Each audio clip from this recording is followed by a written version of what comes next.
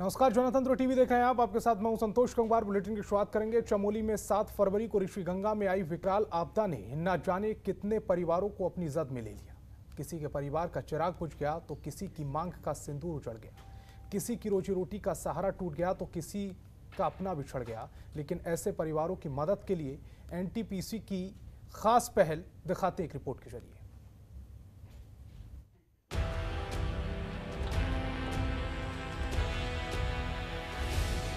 चमोली में 7 फरवरी को ऋषिगंगा में आई विकराल आपदा में सैकड़ों जिंदगियां बर्बाद हो गई। एनटीपीसी तपोवन विष्णुगाड़ परियोजना में काम कर रहे 115 संविदा श्रमिक अभी भी लापता है। इनमें से राज्य सरकार की ओर से 24 को मृत घोषित किया जा चुका है। जिन परिवारों ने किसी अपने को खोया है, ऐसे पीड़ित परिवार को इस संकट में मदद की सख्त जरूरत है।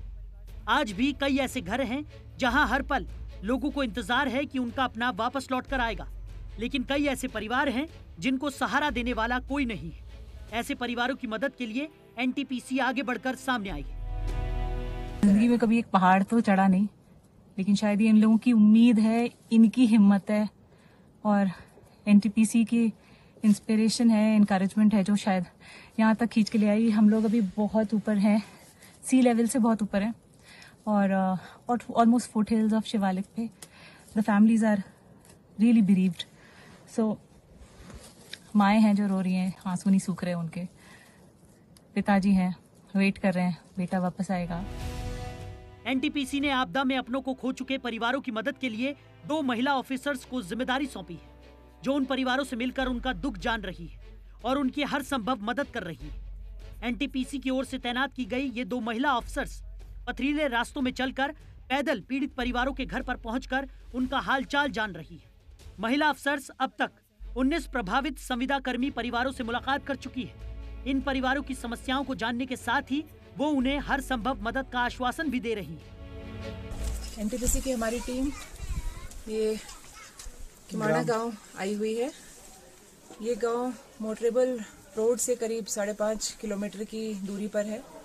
यहाँ हम अपने दुर्गम पहाड़ी रास्ते से को पार करते हुए यहाँ तक आए हैं।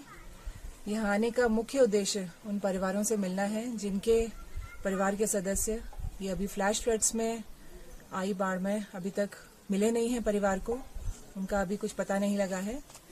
हम उनके परिवार से यहाँ मिलने आए हैं कि उनको हम थोड़ा सा उनके साथ समय बिता सकें और एक सांत्वना दे सकें, एक उम्मीद दे सकें कि पूरा परिवार हमारा एनटीपीसी परिवार उनके साथ है। उनके लिए हम लोग चिंतित हैं और इस दुख की घड़ी में हम उनके साथ हैं। कंपनी के कार्यकारी निदेशक मानव संसाधन MSD भट्टा मिश्रा बताते हैं कि इन 2 महिला कर्मचारियों को दिल्ली से यहाँ विशेष ड्यूटी पर बुलाया गया है ताकि वो उन परिवारों की महिलाओं और बच्चों से भावनात्मक स्तर पर जुड़े। वो अब तक 22 में से 19 पीड़ित परिवारों से मिल चुकी हैं। इस पहल को आगे भी जारी रखा जाएगा।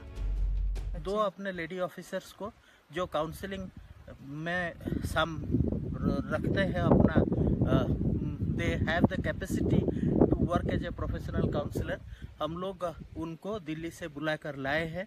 वो चमोली के 22 घर में वो लोग एक एक घर करके जा रहे हैं। आज तक 19 घर वो लोग कवर किए हैं, क्योंकि आप जानते हैं बहुत ऊंचे ऊंचे टेरेन में लोगों का घर था जो यहाँ आकर कॉन्ट्रैक्ट लेबर के तौर पर काम करते थे। तो उनका घर हम लोग उन लोगों को भेज रहे हैं। साथ में उनको राहत सामग्री जो मच नीडेड एक परिवार के लिए उसको भी देकर भेज रहे हैं। और ये भी उनको समझा दे रहे हैं कि आगे कैसा जो इमीडिएट जो उनको चाहिए एक लेडी का हाथ, उसको देने के लिए हम ये पहल भी कर चुके हैं। बता दें कि चमोली त्रासदी में 70 लोगों के शव बरामद हो चुके हैं। वहीं अभी भी लगातार रेस्क्यू ऑपरेशन जारी है। इस दौरान सेना से लेकर ITBP, NDRF समेत अन्य बचाव दल अलग अलग जगहों पर रेस्क्यू अभियान चला रहे हैं और आपदा प्रभावित गांवों में भी मदद पहुंचा रहे हैं। ब्यूरो रिपोर्ट, जनतंत्र टीवी। हरिद्वार में इस बार कुंभ मेला मात्र 1 महीने ही लगेगा। सरकार की ओर से इसका ऐलान कर दिया गया है और अब संत समाज में नाराजगी देखने को मिल रही है। कुछ संतों ने इस फैसले का स्वागत भी किया है, तो ऐसे में अब संत समाज में तकरार बढ़ गई है। संतों की बड़ी बहस पर एक रिपोर्ट।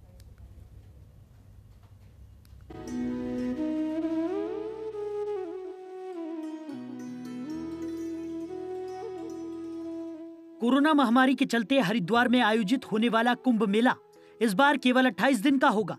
उत्तराखंड सरकार ने साधु संतों से चर्चा के बाद यह निर्णय लिया है। कुंभ मेला 1 अप्रैल से 28 अप्रैल तक आयोजित किया जाएगा। कुंभ मेले की अवधि कम करने के साथ ही शाही स्नान की संख्या में भी कमी की गई है। पहले जहां कुंभ मेले के दौरान 4 शाही स्नान होते थे, तो वहीं इस बार इसे घटाकर 3 कर दिया गया है। इस बार कुंभ मेले के दौरान 3 ही शाही स्नान होंगे। इनमें से पहला शाही स्नान 12 अप्रैल को सोमवती अमावस्या के मौके पर होगा। वहीं दूसरा शाही स्नान 14 अप्रैल को बैसाखी के दिन होगा, जबकि तीसरा शाही स्नान 27 अप्रैल को पूर्णिमा के दिन होगा। कब कब होंगे शाही स्नान? पहला शाही स्नान 12 अप्रैल सोमवती अमावस्या, दूसरा शाही स्नान 14 अप्रैल बैसाखी, तीसरा शाही स्नान 27 अप्रैल पूर्णिमा के दिन। जल्द ही उत्तराखंड सरकार कुंभ मेले की तारीख को लेकर अधिसूचना जारी करेगी। पहले हरिद्वार में आयोजित कुंभ 4 महीने तक की अवधि का होता था। कोरोना के चलते इस बार दुनिया के सबसे बड़े कुंभ मेले की अवधि कम होने से संतों में काफी नाराजगी देखने को मिल रही है। मात्र 1 महीने में ही मेले की अवधि सरकार की ओर से किए जाने पर कुछ संतों ने इसका समर्थन किया तो कुछ ने विरोध जताया। संतों का कहना है कि कोरोना के नाम पर सरकार को इस महाकुंभ की अवधि कम नहीं करनी चाहिए। देश विदेश से इस महाकुंभ में श्रद्धालु पहुंचते हैं। ऐसे में ये उनकी आस्था का सवाल है और सरकार कोरोना के नाम पर तरह तरह की पाबंदियां न लगाए। जो गवर्नमेंट ने कोरोना महामारी के देखते हुए 1 माह का कुंभ किया है, उसका तो मैं स्वागत करता हूँ। लेकिन साथ साथ में जो प्रतिबंध और बहुत सारी कोरोना के गाइडलाइन बना दी है, उनका मैं विरोध करता हूँ कि सरकार चाहती है कि इतना प्रतिबंध लगा दो कि कोई श्रद्धालु आ ही नहीं पाए। तो फिर मेरी समझ में 1 महीने की कुंभ की जगह भी 5 दिन का ही कुंभ करते लिया जाए।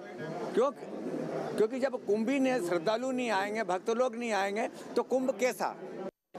ऐसा है कि कई प्रकार के समाचार पढ़ने को मिले। वैसे जनवरी 14 से ये मेला 27 अप्रैल तक का था, लेकिन व्यवस्था सुविधा असुविधा को देखते हुए सरकार ने ये जो किया है, अवधि कम की है, उसके ऊपर टिक्का टिप्पणी क्या किया जाए, ये विषय है अखाड़ा परिषद और सरकार का। वहीं कुछ संतों ने सरकार के फैसले का खुलकर समर्थन किया और कहा कि कुंभ मेले की अवधि को लेकर सरकार जो फैसला ले रही है वो हमारे और श्रद्धालुओं की सुरक्षा को लेकर ही लिया गया है। ऐसे में हम सरकार के फैसले के साथ हैं ताकि बिना किसी समस्या के कुंभ मेला सफल होना चाहिए। कुंभ के पर्व के अंदर में उसको सुंदर, रंजित, मनोरंजक और सबके आकर्षक बनाया जावे, इसलिए परंपरा रही भाई 2-4 महीना उत्सव मनाया जावे। इसलिए ये जनवरी महीना से ही उत्सव का कार्य आरंभ होता था और मई तक चलता था। परंतु वर्तमान स्थिति में कुंभ के जो पर्व है, ये करुणा काल का कुंभ पर्व है। चले जा रहे हैं आज के अधिकारी लोग, मंत्री लोग कहें क्या कहें, शासक जो है वो कोरोना की वजह से, और कोरोना का जहां आता है भाई वो कोरोना महापुरुषों का कुछ नहीं बिगाड़ेगा, क्योंकि ये महाकुंभ है। यहाँ तो लोग अमर होने के लिए आते हैं, तो कोरोना क्या करेगा? कोरोना मार नहीं सकता।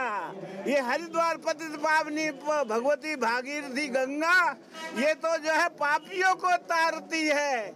सरकार का विषय है, वो 1 महीने का करती है कि 15 दिन का करती है कि 5 दिन का करती है, लेकिन सभी संतों की और सभी हरिद्वार वासियों की नहीं, पूरे देशवासियों की ये इच्छा है, ये भावना है, कुंभ भव्य हो, दिव्य हो और अद्भुत हो, अलौकिक हो। और सरकार ने पहले कहा भी था कि हम भव्य और दिव्य कुंभ कराएंगे। तो कोरोना के कारण अगर वो 1 महीने का भी कर रही है तो उसका जो है ना, वो उसको SOP अब जारी कर देनी चाहिए। हरिद्वार में इस बार कुंभ 12 साल के बजाय 11वें साल में ही लग रहा है। कोरोना महामारी के दौर में लगने वाला इस कुंभ मेले में हर बार से इस बार कुछ अलग होगा। इस बार कुंभ मेले के दौरान किसी भी स्थान पर संगठित रूप से भजन और भंडारे की मनाही रहेगी। साथ ही कोविड नियमों का पालन करना भी जरूरी होगा। इसके लिए केंद्रीय स्वास्थ्य एवं परिवार कल्याण मंत्रालय की ओर से SOP जारी की गई है। कुंभ मेले में आने वाले श्रद्धालुओं को इस SOP का पालन करना होगा। हालांकि कोविड नियमों का पालन कराने के लिए जारी SOP का पालन न करने वालों को हरिद्वार में एंट्री नहीं मिल सकेगी, जिसको लेकर अभी से व्यापारियों की भी चिंताएं बढ़ गई हैं। उधर कुंभ की कम अवधि को लेकर संतों में भी नाराजगी देखने को मिल रही है। ऐसे में देखने वाली बात यह होगी कि 11 साल बाद हरिद्वार में लगने जा रहे इस कुंभ मेले का सरकार, प्रशासन के साथ ही संतों और श्रद्धालुओं पर कितना प्रभाव होगा।